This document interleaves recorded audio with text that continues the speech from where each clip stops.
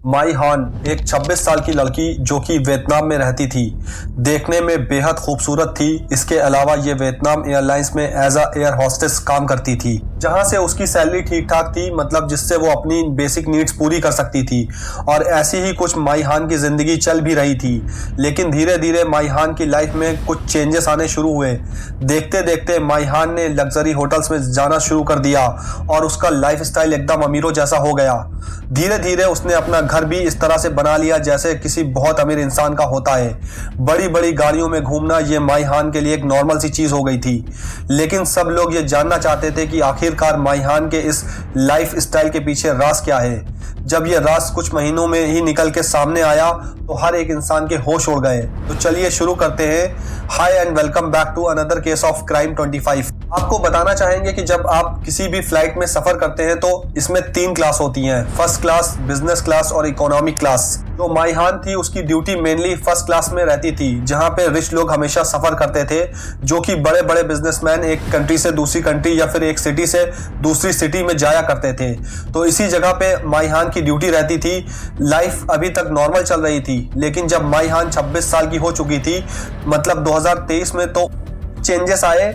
माई हान इसी तरह से फ्लाइट में अपनी ड्यूटी दे रही थी, लेकिन देखते देखते उसने देखा कि एक इंसान था वहां पे जो कि एक बिजनेसमैन था और बहुत ही रिच था। वो माई हान को उसका जो कि देखने का तरीका था वो थोड़ा सा डिफरेंट था। इसके अलावा वो अपने पास माई हान को बार बार बुला रहा था, मतलब कभी खाना खाने के लिए, कभी किसी चीज़ के लिए, कभी पानी के लिए, या फिर इस तरह की बहुत सारी चीज़ों के लिए वो बार बार माई हान को बुलाए जा रहा था। लेकिन वही माई हान का भी मन कर रहा था बार बार उसके पास जाने का, क्योंकि वो देखने में भी ठीक ठाक था और माई हान जानती थी कि ये इंसान बहुत ही ज़्यादा रिच है। बेसिकली जो इंसान का पहनावा होता है, फिर इंसान जिस तरह से दिख रहा होता है, उससे ये चीज जज हो जाती है। माई हान उसके पास बार बार जा रही थी और ये उनकी कन्वर्सेशन काफी देर तक होती रही। धीरे धीरे ये जो इंसान था इसका सफर खत्म होने वाला था। जैसे ही फ्लाइट लैंड की, इस इंसान ने उतरने से पहले माई हान को अपना कार्ड दिया और कहा कि कभी भी तुम्हें अगर मेरे से बात करने का मन करे या फिर कुछ जरूरत हो तो मुझे कांटेक्ट कर सकती हो।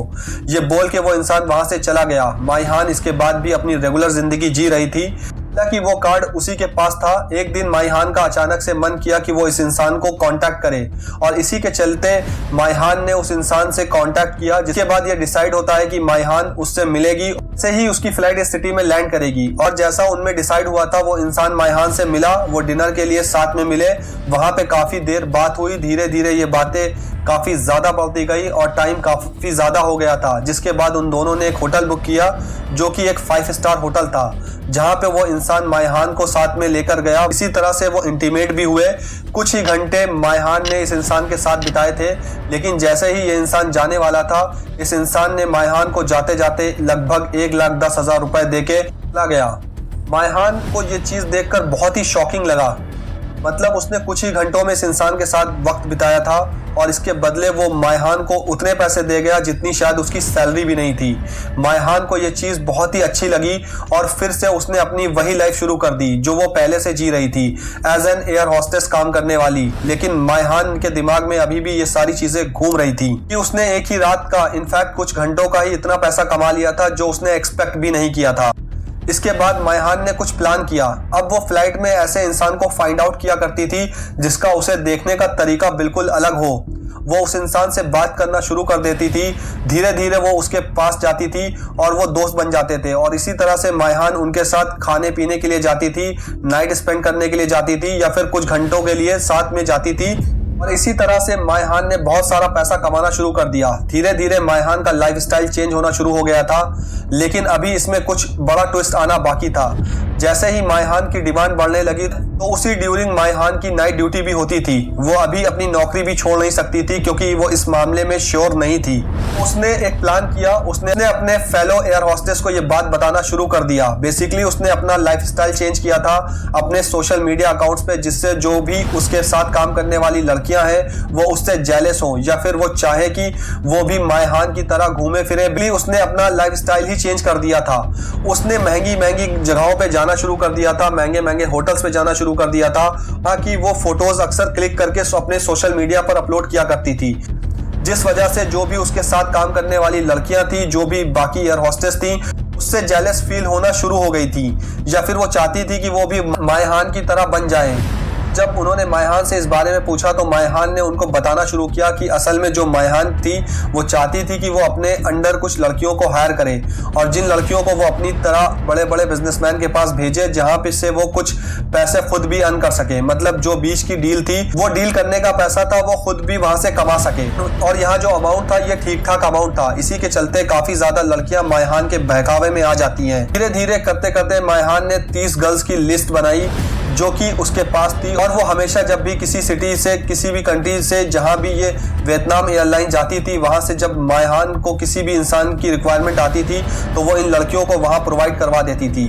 किसी को रात बितानी होती थी, किसी को कुछ घंटे बिताने होते थे। बेसिकली मायहान ने ये जो सारी की सारी डील्स थी, इनका एक पैकेज भी बना लिया था। मतलब मायहान मोस्टली खुद भी जाती थी, लेकिन जहां पर वो खुद नहीं मैनेज कर पाती थी, वहां वो इन लड़कियों को भेजा करती थी, जिसमें वो अपना ब्रोकरेज लगभग 25 से 30 हजार रखती थी। इसके अलावा वो उन लड़कियों का एक 90 मिनट का सेशन देती थी, जिसमें वो 75 से 80 हजार तक चार्ज करती थी। ये सब कुछ बहुत स्मूथली, बहुत फ्रीक्वेंसी चल रहा था। मायहान का लाइफस्टाइल बहुत बढ़िया हो चुका था। ये जो 30 लड़कियां थी, इनमें से सबकी सब एयर हॉस्टेस नहीं थी, बल्कि कुछ लोकल मॉडल्स थी।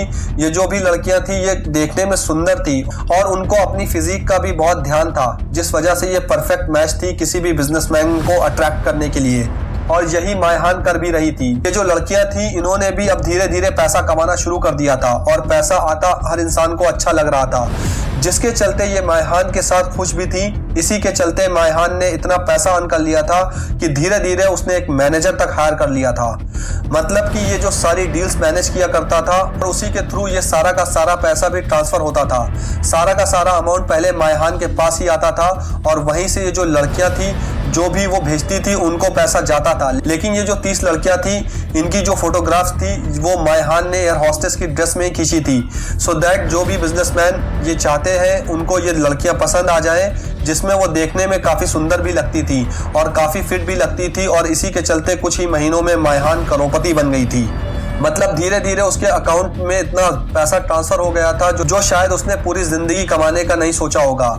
लेकिन 2023 अगस्त में आते आते मायहान का ये सारा का सारा रॉकेट चल रहा था, ये एक्सपोज हो गया। पुलिस को किसी इंसान ने खबर दे दी इस सारे इंसिडेंट के बारे में। 9 अगस्त 2023 की रात लगभग 1 बजे के अराउंड किसी इंसान ने वियतनाम पुलिस को फोन किया, और उन्होंने उनको बताया कि हो ची मिन सिटी में एक एयरपोर्ट है जिसका नाम है ता सो नान। वहां पे एक 5 स्टार होटल है, उसी के पास, जहां पे इस तरह का काम चल रहा है, और वहां पे जाकर पुलिस को चेक करना चाहिए।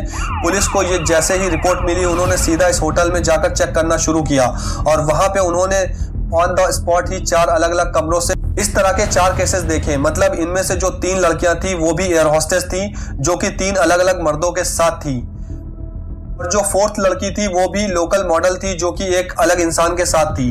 पुलिस ने उनको वहीं पे अरेस्ट कर लिया। बिजनेसमैन के साथ ही जब इनसे पूछताछ की गई तो सबने एक लड़की का नाम बताया, और वो था मायहान। जिसके बाद पुलिस ने मायहान को वहां पर बुलाया और उससे पूछताछ करना शुरू किया, और मायहान ने थोड़ी इन्वेस्टिगेशन के बाद ये सब कुछ एक्सेप्ट कर लिया। उसने खुद बताया कि वो इस तरह से अपना जो लाइफस्टाइल था, उसको बहुत रिच दिखाने की कोशिश करती थी। वो लग्जरी डेस्टिनेशन पे घूमने जाती थी, जिससे वो लड़कियों को अट्रैक्ट कर सके। फाइल के थ्रू लड़कियां देखे कि इसका लाइफस्टाइल बहुत अच्छा है और हमें भी ऐसा लाइफस्टाइल चाहिए, जिस वजह से मायहान से कांटेक्ट करती थी, और वहीं से मायहान उनको हायर कर लेती थी। उसने ये भी एक्सेप्ट किया कि वो इन सब लड़कियों की फोटोग्राफ जो थी, एयर हॉस्टेस की ड्रेस में ही खींचा करती थी, सो दैट जो भी बिजनेसमैन है, उनको ये क्लियर रहे कि लड़कियां एयर हॉस्टेस हैं। ये सारी की सारी लड़कियां दिखने में सुंदर थी, क्यूट थी, और इंटेलिजेंट भी थी। उनकी फिजिक्स काफी अच्छी थी। और ये सारा का सारा जो काम था मायहान का, पिछले कुछ महीनों से ही चल रहा था। मतलब ये सब कुछ शुरू किए हुए मायहान को 5 से 6 महीने हुए थे, जिसमें मायहान करोड़पति बन गई थी। इनफैक्ट मायहान ने ये भी बताया कि जब उसने ये सब शुरू किया था, तो वो एक रात का लगभग 1 लाख के अराउंड चार्ज करती थी। लेकिन धीरे धीरे अब जो समय आ गया था, कुछ ही महीनों में इसकी डिमांड और इसकी जो बाकी साथ में लड़कियां थी, उनकी डिमांड इतनी ज्यादा बढ़ गई थी कि उन्होंने एक रात का लगभग 2 लाख तक चार्ज करना शुरू कर दिया था, जिस वजह से ये सारी की सारी लड़कियां फाइनेंशियली बहुत ही ज्यादा स्टेबल हो गई थी। इनफैक्ट शुरुआत में मायहान को कुछ लिमिटेड लड़कियों ने ही ज्वाइन किया था। धीरे धीरे उन्हीं के थ्रू बाकी लड़कियों ने भी मायहान के साथ कांटेक्ट करना शुरू किया, जिस वजह से इन लड़कियों का नंबर 30 तक पहुंच गया था। मायहान का ये रैकेट 2023 में एक्सपोज नहीं होता तो शायद 30 से बढ़कर 300 तक नंबर पहुंच सकता था। और ये जो रैकेट हो सकता था शायद वो वियतनाम का सबसे बड़ा रैकेट होता। इस चीज पे बहुत सारे लोगों के मिक्स रिव्यूज रह सकते हैं। ये काम लड़कियां अपनी मर्जी से कर रही थी तो शायद इसमें कोई प्रॉब्लम नहीं थी, लेकिन ये ना तो मोरली करेक्ट था और ना ही वहां की पुलिस के हिसाब से ये करेक्ट था। लेकिन इस काम के चलते मायहान और उन बाकी लड़कियों ने पैसा तो बहुत ही कमा लिया, लेकिन जो रिस्पेक्ट थी वो बिल्कुल खो चुकी थी। कि जो फोटोज है वो पूरी तरह से अब पूरी दुनिया में वायरल है, जिसकी वजह से मायहान और उसके साथ वाली जो लड़कियां थी उनको इसी तरह से देखा जाता है और इसी तरह से पहचाना जाता है। आज की ये केस स्टडी से हमें ये सीखने को मिलता है कि जल्दी पैसा, लग्जरी लाइफ और दिखावटी स्टेटस शुरुआत में आकर्षक लग सकता है, लेकिन गलत रास्ते से कमाया गया पैसा ज्यादा देर तक नहीं साथ रहता। अंत में वही चीज सबसे पहले छिनती है। एक बार जब ज्यादा पैसा कमाने की आदत लग जाती है तो इंसान अपनी सीमाएं और कानून सब भूलने लगता है। यही लालच अंत में सबसे बड़ा नुकसान बनता है। आशा करता हूँ कि आपको आज की केस स्टडी जानकारी पूर्ण लगी होगी। अगर आपको इस वीडियो से कुछ भी सीखने को मिला हो तो हमें कमेंट में जरूर बताएं। और जाते जाते कुछ लोगों के मैसेज आए थे, जिसमें पहला मैसेज है गौरव जी का, जो कि महाराष्ट्र औरंगाबाद के रहने वाले हैं। उनका आज जन्मदिन है। गौरव जी, आपको जन्मदिन की हार्दिक शुभकामनाएं। उसके साथ साथ एक दूसरा मैसेज आया था सलमान जी का, जो कि उत्तर प्रदेश के जौनपुर के रहने वाले हैं। उनकी आज शादी की सालगिरह है। सलमान जी, आपको भी शादी की सालगिरह की बहुत बहुत मुबारकबाद। मिलते हैं एक नए केस के साथ, तब तक अपना ध्यान रखें। और अगर आपने अभी तक हमारे चैनल क्राइम 25 को सब्सक्राइब नहीं किया है तो जल्दी से जाकर कर लीजिए, ताकि रियल क्राइम से जुड़ी हर जानकारी सबसे पहले आप तक पहुंच सके। Thank you so much.